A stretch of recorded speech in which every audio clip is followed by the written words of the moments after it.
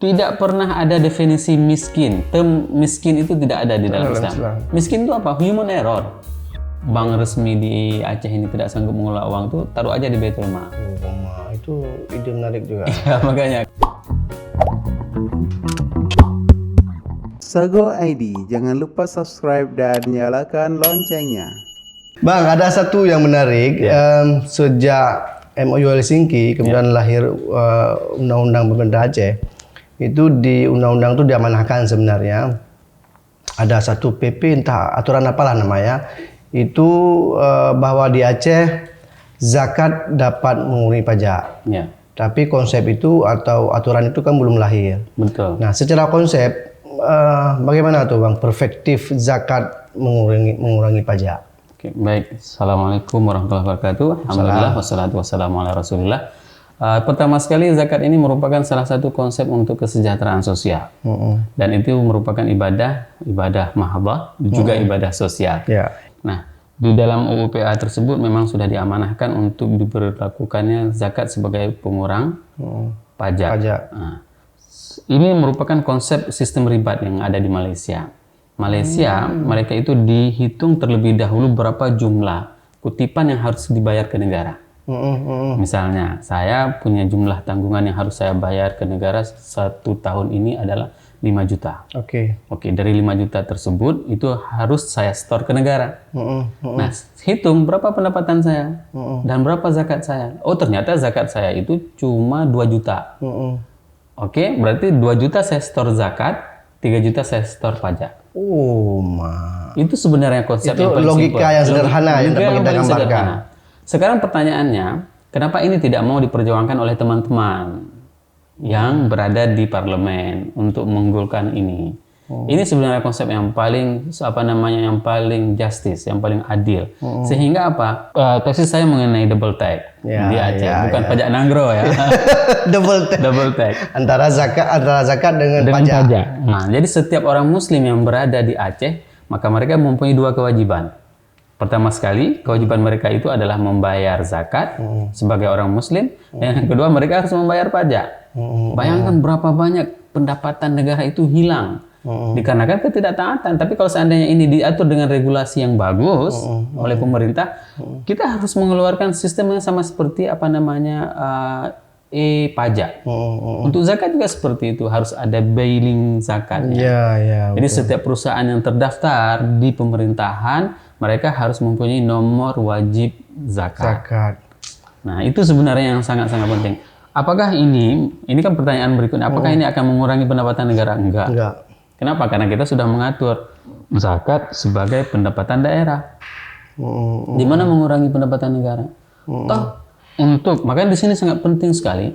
Kalau misalnya untuk kebutuhan, katakanlah misalnya kebutuhan masyarakat lansia, kebutuhan orang-orang yang memang tidak bisa bekerja, itu kan sudah ada asnaf-asnafnya di dalam zakat. Bisa diperuntukkan dari dana zakat. Jadi yang berbeda itu syarat distribusi saja. Benar. Bahkan ini lebih tepat. Orang tidak akan berani mengakali hukum Allah. Betul. Nah, kalau misalnya, mohon maaf misalnya, kalau misalnya dengan pajak, mungkin ada orang yang memang katakanlah misalnya dia masih bisa nakal. Tapi kalau ini kan berhubungan dengan dengan zakat, dengan hukum Allah. Nggak akan berani. Orang itu akan asalnya main-main seperti itu. Ada kelebihan yang sangat luar biasa pada saat Allah mewajibkan kepada kita zakat. Dan hikmahnya itu sungguh luar biasa. Kenapa? Karena dia akan bermakna numu. Numu itu Pak, tumbuh, berkembang. Nah, itu makna zakat. Nah, hari ini ada nggak yang bisa kita buktikan bahwasanya zakat itu tumbuh, berkembang? Ini tugas kita. Oke, Bang. Ini kalau kita hadapkan kepentingan prioritas antara misalnya kanun LKS pada satu sisi, dengan aturan tentang zakat mengurangi pajak pada sisi lain. Ini dalam perspektif Abang mana yang lebih prioritas misalnya?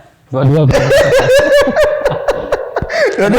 ya. Kenapa dua-dua prioritas? Tapi kalau memilih, kalau Abang misalnya seorang yang mengkaji tentang zakat, Abang milih yang mana yang utama? Kita harus menolak yang haram terlebih dahulu. Maka haram itu harus ditinggalkan.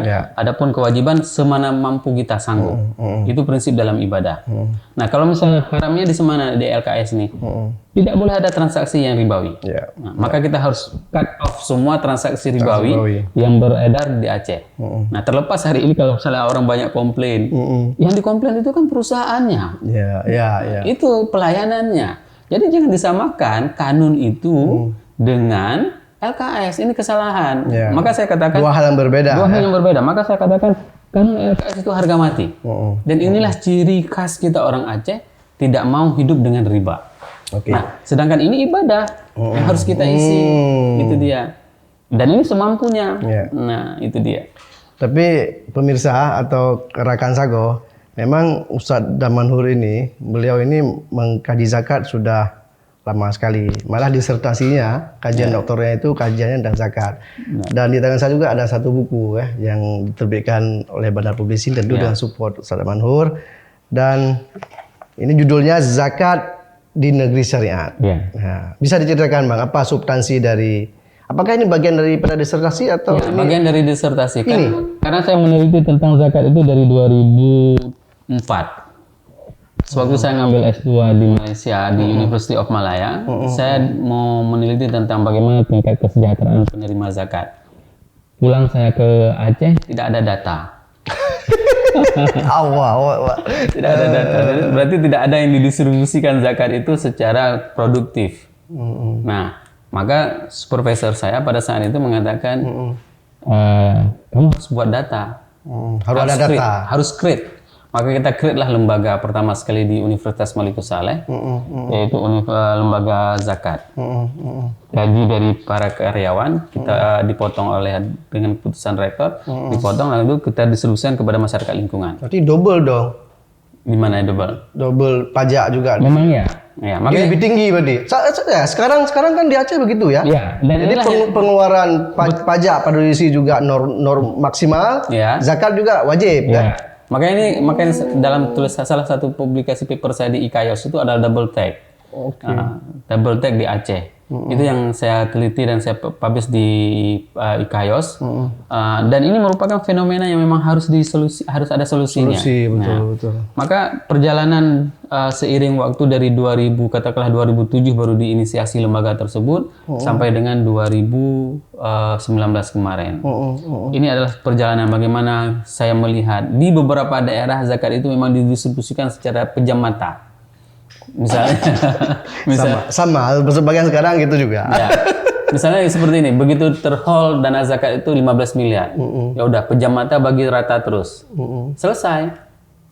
Tapi kita kan tidak bisa membuktikan apa yang dikatakan oleh Allah itu benar dan kita gagal membenarkannya. Itu sebenarnya yang ingin, kenapa saya harus meng-create lembaga. Dan lembaga ini sudah mau diambil konsepnya, modelnya oleh IAIN Lux Mawai, beberapa institusi yang abang gagas tuh di Unimal. Ya. Dan mereka minta kepada saya untuk meng-create kembali di IAIN Lux Mawai baru mau buat. Kita sudah buat dari dulunya. Kenapa kita buat ini? Karena banyak sekali dampaknya. Ada salah satu warga di lingkungan kampus itu yang memang sama sekali nggak pernah pegang uang 1 juta, coba bayangkan. Begitu kita masuk ke dalam rumah dia, alas rumahnya itu adalah tanah dan satu rumah itu adalah satu bangunan aja seperti itu. Di situ kamar mandi, di situ tempat tidur, semuanya di situ. Jadi begitu mereka mendapatkan zakat produktif, bisa berjualan di depan rumah, betul. Itu sungguh luar biasa. Maka sudah saatnya kita open mindset, harus membuka pikiran. Banyak pada saat pengajian sering ditanyakan kepada saya, Ustaz, wajib nggak zakat profesi? Ini kan pancingan ini. Kalau kita ingin membahas dalam kitab Turas, khususnya dalam kitab Syafi'i, itu memang tidak dibahas. Analogi yang saya berikan kepada jamaah pada saat ditanyakan seperti itu adalah orang pergi ke sawah itu menghabiskan waktu 3 bulan, ya kan? 3 bulan dia tidak pernah menghitung variable cost, tidak ada, membajak semua itu tidak ada. 3 bulan. Berapa pendapatan dia harus mengeluarkan zakat? 1.200 kilo padi, bukan beras, padi kotor. Ya. Itu kalau misalnya kita rupiahkan sekitar 1.200.000, dia sudah membayar zakat. Jadi kalau kita mau belajar tentang kepatuhan zakat sama petani, Sepakat. Dan itu belum sampai bawa pulang ke rumah, langsung di situ dia. Langsung di lapangan. Nah, Ya, langsung di lapangan langsung dia sisihkan zakatnya untuk karena mereka ini kan pertanyaan yang paling menarik. Waktu saya tanyakan kepada mak-mak tersebut, "Mi pakan ranu bayi zakat?" Apa dia jawabnya? Jatah Tuhan. Nyo hak kamu, bukan kewajiban. Ini adalah hak kami, bukan kewajiban. Kenapa kami jawab seperti itu? Ya kalau seandainya Allah mengirim tikus, mengirim ini, mengirim, bisa kami panen. Berarti Bang, kearifan lokal Iya. masyarakat kita di Aceh, kepatuhan dalam zakat, itu memang luar biasa tingginya. Ya, luar biasa. Dan ketaatan mereka coba lihat, misalnya pergi ke sawah mereka salat di pematangan sawah, begitu. Tapi ini tradisi ini akan Saya merasakan itu, Bang. Jadi ibu usaha di kampung itu sebelum begitu panen udah cumula kan. Belum bawa gelombang langsung ini jatah zakat. Ya. Kita kan terharu ya. Betul. Sangat-sangat terharu. Maka saya katakan kalau mau belajar tentang kepatuhan zakat, belajar dari petani. Teringat nggak waktu NGO dulu? Betul. Sekali cuap-cuap kita, ya, misalnya kan, 1 jam cuap-cuap dibayar $200, nggak wajib zakat. Iya. Sedangkan mereka 3 bulan pergi ke sawah, dibakar matahari, ya kan, tanpa ada perhitungan variabel cost apapun mereka mau membayar. Ini sebenarnya bagaimana menumbuhkan kesadaran dan para ulama semua bersepakat bahwasanya zakat itu adalah batas kekikiran antara seorang hamba dengan Tuhannya. Oke, itu menarik Bang, karena Bang sebut itu. Ada nggak variabel atau korelasi antara kemiskinan tinggi dengan kepatuhan zakat yang rendah? Ada, sangat-sangat berhubungan erat dia. Kemiskinan yang tinggi itu dikarenakan apa? Dikarenakan kita tidak mau, di dalam Islam tidak ada kemiskinan. Buktinya, pada saat Allah menyandingkan kata-kata siang malam, ya kan? Apalagi tua muda, misalnya seperti itu, langit bumi, ya kan? Kaya dengan apa? Bingung. Dengan miskin. Bukan yang miskin. Akna, berkecukupan. Itu dia kosakatanya. Jadi tidak pernah ada definisi miskin. Term miskin itu tidak ada di dalam Islam. Berarti ini menjadi sebuah pertanyaan big question kepada kita. Miskin itu apa? Human error. Kesalahan manusia dalam mengelola keimanannya. Terstruktur. Kesalahan manusia dalam mengelola keimanannya sehingga dia menjadi miskin. Lihat para sahabat, mereka adalah orang yang miskin secara income. Ya, itu dinamakan dengan ahlu sufah yang hidup di pelataran masjid. Masjid Nabawi kalau misalnya seperti ini mimbarnya, mimbar Nabi, ini ada hanya beberapa saf yang ada pelepah kurmanya. Di belakang juga ada beberapa saf yang ada pelepah kurmanya. Ini adalah tempat tinggal mereka. Salah satu di antara mereka yang paling terkenal itu adalah Abu Hurairah. Tinggal di masjid, miskin. Abu Hurairah itu sampai pingsan miskin, kelaparan. Ditanya sama teman-teman yang lain, Abu Hurairah, kenapa engkau pingsan? Kau ayan ya? Enggak, aku lapar. Nggak sempat ku cari makan. Karena apa? Karena ku catat semua yang disampaikan oleh Rasul. Ku dedikasikan umurku untuk meneruskan dakwah Rasulullah. Begitulah mereka miskin. Dan mereka tidak pernah komplain. Tapi karena mereka merasa cukup. Merasa cukup. Nah, karena padanan kata kaya itu adalah cukup, berkecukupan. Nah, pada saat Allah memberikan kepada mereka menjadi orang yang paling hebat. Kaya raya, meninggal di istana, punya anak banyak, istri banyak, maksimal semuanya. Oke, berarti kalau dalam kemiskinan kan dikenal dengan 2 istilah Bang. Ada kemiskinan struktural, ada kemiskinan kultural. Nah, berarti kalau kita merujuk kepada Islam, berarti yang dikenal serius kan? Ini kan menarik gitu kan? Kalau kita merujuk kepada Islam, berarti kita cenderung miskin struktural berarti. Distrukturkan kemiskinan itu. Betul.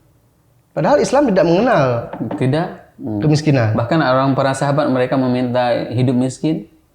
Coba bayangkan, supaya mereka miskin. Abdurrahman bin Auf itu sewaktu meninggal dunia, hampir rata-rata istrinya, 4 orang istrinya itu mendapatkan sekitar 1 juta dinar.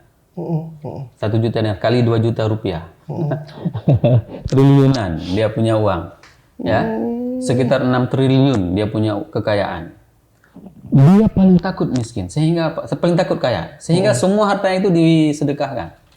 Sepertiga harta Abdurrahman bin Auf itu pernah singgah di penduduk Madinah. Sepertiga harta Abdurrahman Auf itu pernah diberikan modal usaha untuk penduduk Madinah. Sepertiga harta Abdurrahman bin Auf itu pernah diutangkan kepada penduduk Madinah. Selesai kan berarti hartanya kan? Tapi bagaimana meninggalnya? Meninggal dengan harta jutaan, triliunan rupiah. Kenapa? Karena pada saat beliau mendengarkan hadis Rasul, orang kaya akan masuk surga lebih terlambat setengah hari dari orang miskin. Ketakutan yang sangat luar biasa. 500 tahun loh. Orang miskin masuk surga lebih cepat setengah hari daripada orang kaya. Ditanya sama Rasul, berapa lama? Setengah hari, 500 tahun. Lama sekali. Lama sekali. Maka dia sedekahkan hartanya.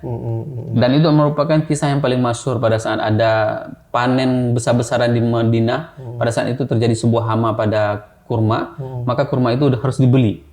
Maka Abdurrahman bin Auf yang semua membeli semua hasil panen kurma, sehingga habis semua hartanya. Dan dia bahagia. Apa yang terjadi? Pada saat itu terjadi sebuah wabah di Afrika. Obatnya itu adalah kurma busuk yang dibeli itu. Jadi berlipat ganda lagi harta yang dimilikinya. Hari ini kita tidak mempercayai bahwasanya Allah yang memberi rezeki. Ya. Sehingga apa? Harus mencuri, ya kan? Harus menipu, mengambil hak orang lain. Tapi kalau seandainya rasa ketenangan itu ada, hakul yakin bahwasanya yang memberi rezeki itu adalah Allah. Sebagaimana yakinnya burung yang pergi pagi pulang sore dapat makanan, maka tenang hidup kita. Betul. Nah, maka sangat-sangat erat hubungannya. Kenapa hari ini kemiskinan itu terus melambung? Ya, karena kita tidak pernah menjadi hamba yang bersyukur. Itu dia konsepnya. Nah, itu kalau kalimat atau kata syukur itu saya menarik juga. Kemarin waktu KBA touring, dia pulang ke Aceh, belum dia duduk, saya tanya sambil jalan, Bang, apa yang menarik dari touring nasional dan hubungannya dengan Aceh? Dia bilang, kita kurang bersyukur saja hidup di Aceh. Ya, orang di jalan ya itulah kan. Jadi menurut dia ya. Betul. Dan betul sekali. Saya berulang kali saya katakan, tingkat kepuasan dan rasa syukur yang paling besar itu kita dapati di sini. Saya pernah hidup di Amerika, pernah hidup di Eropa. Paling di Mesir nyaman, yang lupa. Di Mesir. Berapa tahun di Mesir? Mesir 7 tahun. Berarti senior juga ya. Makanya saya bilang sama teman-teman semuanya, paling nyaman itu hidup di Aceh. Dengan kemudahan segala lini yang kita miliki. Tapi kita tidak mau bersyukur. Ini yang membuat kita hari ini, kenapa kita menjadi dalam segi statistik, dalam segi survei, semuanya kita menjadi orang yang terbelakang. Kalau misalnya, menarik sebenarnya, saya lebih cenderung di saat kita berbicara tentang zakat ini adalah, ada beberapa komponen zakat itu yang besar. Ya. Apa itu, Bang? Zakat pertanian. Ya, karena kita kan luas pertanian, kita kan itu dia. Juga. Kenapa Allah membesarkan komponen pertanian? Itu kan menjadi pertanyaan kepada kita. Misalnya di sini memang sengaja kita buat tanaman. Kenapa? Karena di tanaman itu zakatnya 5 sampai dengan 10%. Berarti apa? Pada saat zakat yang besar terkumpul, maka akan tersalurkan secara besar juga. Sehingga kebutuhan pangan masyarakat kita itu akan terpenuhi dengan sadarnya orang membayar zakat. Dan hal yang paling menarik, kita pernah melakukan survei dengan Bank Indonesia, survei tentang komoditas unggulan. Kita menemukan ternyata di Aceh siklus tanam padi itu tidak pernah putus dalam 1 tahun. Ya. Beda ini. Beda. Itu paling menarik. Nah, sekarang artinya zakat juga terus bergulir kan? Terus distribusi. Nah, hari ini yang menjadi heran saya, dana di Aceh itu melimpah ruah dan tidak terpakai, tapi sektornya tidak digarap. Contoh yang paling gampang, Sam, kita kelola zakat padi saja, satu aja. Tapi kita berdayakan semua sektor pertanian. Contoh misalnya, kita kelola untuk sektor padi di seluruh Aceh harus mempunyai beberapa pabrik yang memang kualitas bagus. Katakanlah satu pabrik itu kita pernah melihat pabrikannya di Korea. Sekitar 50 miliar itu sudah bisa di spread padinya itu sampai dengan yang patah sekian persen. Nah, kalau seandainya 50 miliar kita butuhkan hanya katakanlah berapa zone di Aceh ini? 5 wilayah, 5 titik skala besar, maka itu akan kita beli semua padi yang dimiliki oleh masyarakat dengan harga yang mahal. Hari ini berapa orang dibeli padi? petani 4.800. Ya. Kita sanggup beli 8.000. Sanggup. Kenapa harga jual padi itu setelah kita olah 15.000? 15.000. Masih ada untung masalahnya. Industri padi hidup, industri karung juga hidup plastik. Hari ini semua kita numpang dengan negara tetangga. Kalau ngomong itu saya ketawa, Bang. Ya. Padi kita, jadi beras milik Medan. Itu permasalahannya. Aduh, ya. Jadi surplus kita 60%. Coba bayangkan. Padi ya. Ya, 60% padi. Maka begitu 60% zakatnya kan sangat sedikit. Iya kan? Seharusnya kalau seandainya kita bisa membenarkan apa yang dikatakan benar oleh Allah, maka kita sudah beriman dalam hal zakat. Ini yang menarik. Oke. Poin terakhir, Bang. Ya. Bagaimana dengan posisi Baitul Mal dalam berbagai hal untuk zakat ini supaya lebih terasa mengatasi kemiskinan misalnya. Oke. Baitul Mal harus bekerja dengan keras. Kenapa? Karena konsep dalam Al-Quran itu adalah mengutip. Mengutip itu bukan mengirim surat. Berarti bukan pasif, Bukan. harus agresif. Harus. Karena perintahnya khuz. Khuz adalah fi'il amar. Perintah. Ya. Berat saya dia. Harus di Mesir soalnya. Oke, Bang. Memang seperti itu. Perintah yang harus dipahami bahwasanya khuz min amwalihim. Ambil harta. Jadi yang menarik, di dalam buku ini saya ceritakan bagaimana proses zakat pada masa Rasul. Ternyata Rasul sebelum mengirim para amilnya ke beberapa negeri itu dibekali dengan ilmu.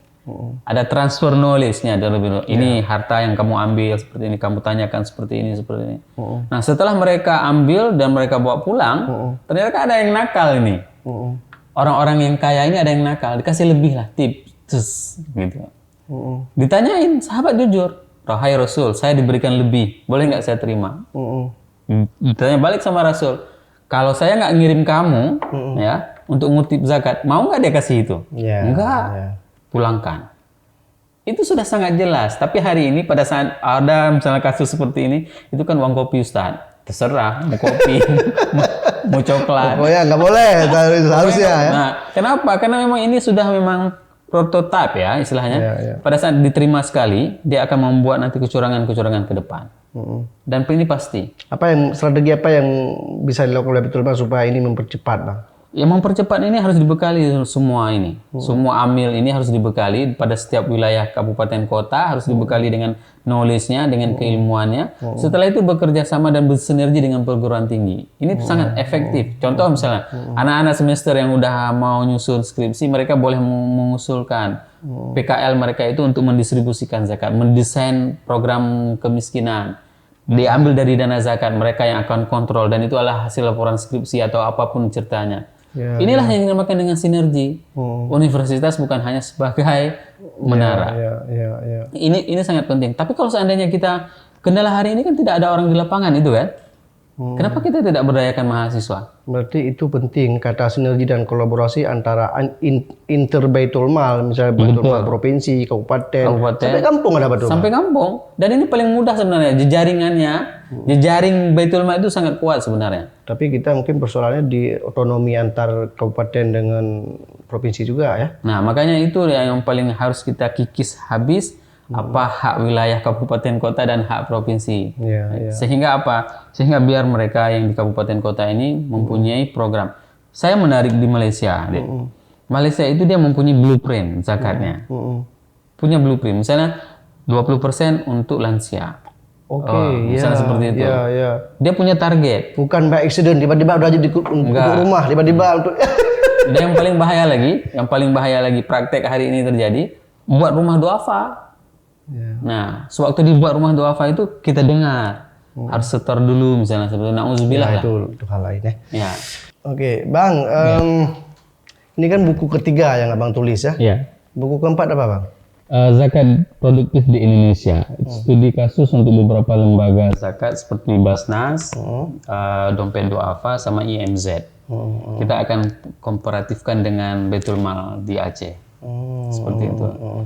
Kalau buku ini bisa nggak diceritakan, kalau orang mau mungkin malas membaca, jadi cukup dengan mendengar Abang sudah mewakili lah. Sebenarnya kita harus membaca. Sebenarnya tapi emang indeks membaca kita juga rendah, Bang. Maklum aja. Ya. Kalau di Eropa mereka kan 1 tahun ada 50 buku yang dibaca Setiap orang. setiap orang. Kalau kita kira-kira? 1 halaman. Tapi baca WA tinggi, Bang. Jadi itu membaca juga ya.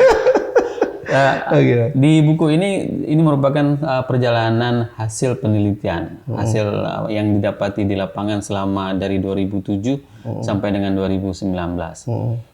Di sini kita mengungkapkan dari zakat pada masa Rasulullah, zakat bagaimana model pemberdayaan zakat pada masa itu, dan tidak banyak referensi yang bisa kita dapatkan kecuali dari beberapa seperti Futuhul Buldan, kitabnya Al-Maghazi, dan kitab-kitab Turas itu yang menceritakan bagaimana proses Rasul merekrut para sahabat untuk pemberdayaan knowledge mereka.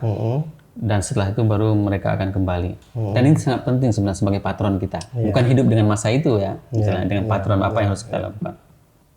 Setelah itu dalam buku ini juga membahas tentang beberapa praktek zakat yang ada di di Aceh. Dan itu dapat kita lihat dari misalnya kawasan pertanian bagaimana. Orang PNS bagaimana, perusahaan bagaimana. Dan hal yang menarik yang seperti kita katakan tadi bahwasanya petani jauh lebih taat dalam membayar zakat. Kalau PNS memang sudah dipotong sama bendahara katanya. Otomatis.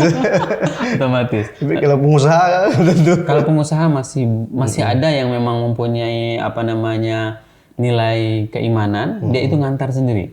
Itu yang paling menarik. Dia antar uang segepok kadang-kadang. Ustaz, saya percaya sama Ustaz nih, lembaga Ustaz misalnya seperti itu. Hal-hal seperti itu semua, kenapa? Karena mereka melihat kinerja. Orang akan mempercayai apabila kinerja kita bagus. Nah, dan yang menarik lagi di sini kita juga membahas tentang double tax. Nah, ada pajak ganda. Bagaimana cara solusinya dan juga sudah kita sampaikan di dalam buku ini. Ini adalah jihad kita. Kita di akademisi bisa menulis, mempunyai ide, mempunyai konsep, mempunyai model, dan ini harus ditindaklanjuti dengan kelebihan dan keistimewaan yang ada di Aceh. Dan kita mempunyai potensi yang sangat luar biasa. Kenapa? Karena ada lembaga resmi yang mengurus masalah ini, yaitu Baitul Mal. Dan ini adalah lembaga yang apabila saya sering nyeleneh gitu misalnya, kalau memang bank resmi di Aceh ini tidak sanggup mengelola uang itu, taruh aja di Baitul Mal. Itu ide menarik juga. Ya, makanya ke depan kalau misalnya Saga mengundang lagi soalnya. Kita bahas itu, Bang ya. Ya. Karena apa? Ini kan puluhan triliunan ya dana yang di bank itu. Kenapa tidak diletakkan di Baitul Mal? Jadi produktif. Dengan istilahnya pengelolaan seperti sinergisitas yang bisa misalnya Baitul Mal. Kenapa tidak bisa? Menjadi lembaga produktif. Harus. Memang itu yang memang targetnya. Kita sangat menginginkan adanya unit-unit bisnis yang akan tumbuh. UMKM. Dan itu dikelola oleh Baitul Mal. Tapi sepertinya sulit ya. Karena tidak ada yang sulit. Karena kan struktur pemerintah Pak. Baitul Mal kita kan di bawah pemerintah kan, di bawah aturan pemerintah.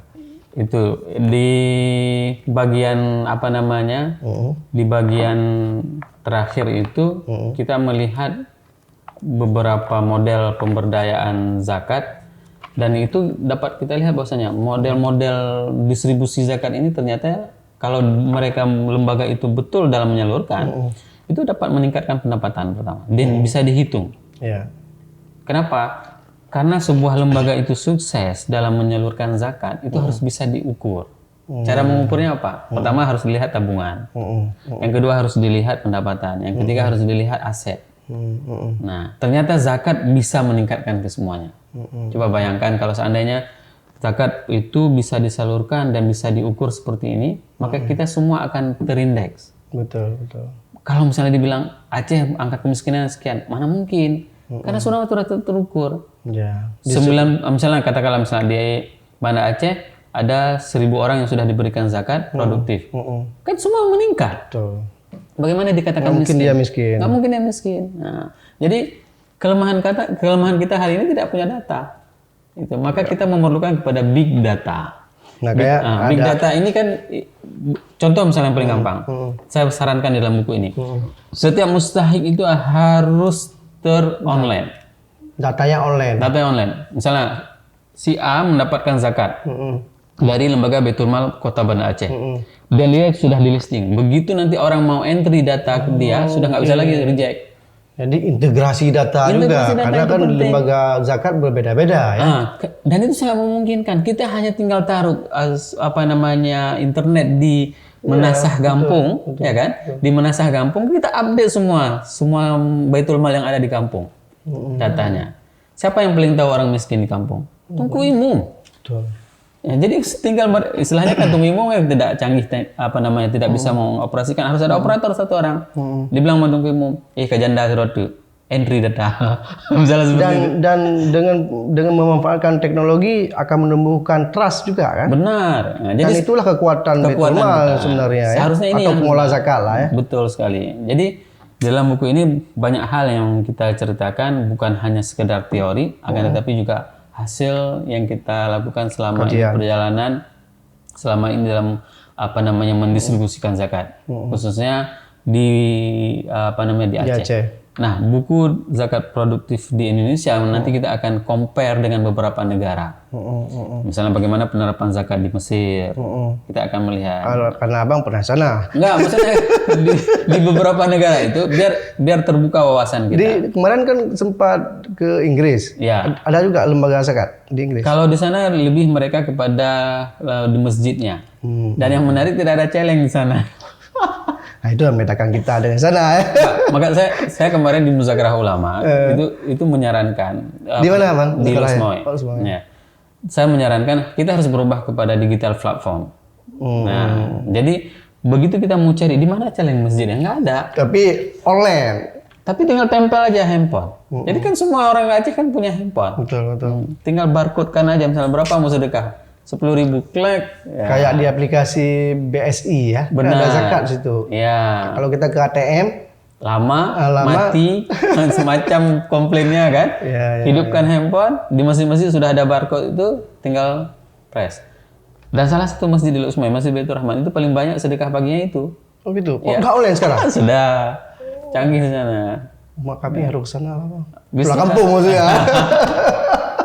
Ya, ada beberapa bank itu memang ditempelkan di tiang-tiang masjid, misalnya seperti itu barcode-nya. Semoga bisa selesai tahun ini buku zakat di Indonesia, zakat produktif di Indonesia. Jangan lupa terbit di bandara. Insya Karena Yulau. Ya. Terus Bang? Saya kira demikian. Di antara mungkin buku ini lebih perlu di tugas mulia Pak Dir ini. Insyaallah. Untuk bisa dicetak ulang kembali dengan bahasa yang lebih renyah, yang untuk disantap. Karena ini kan masih terkesan akademisi ya.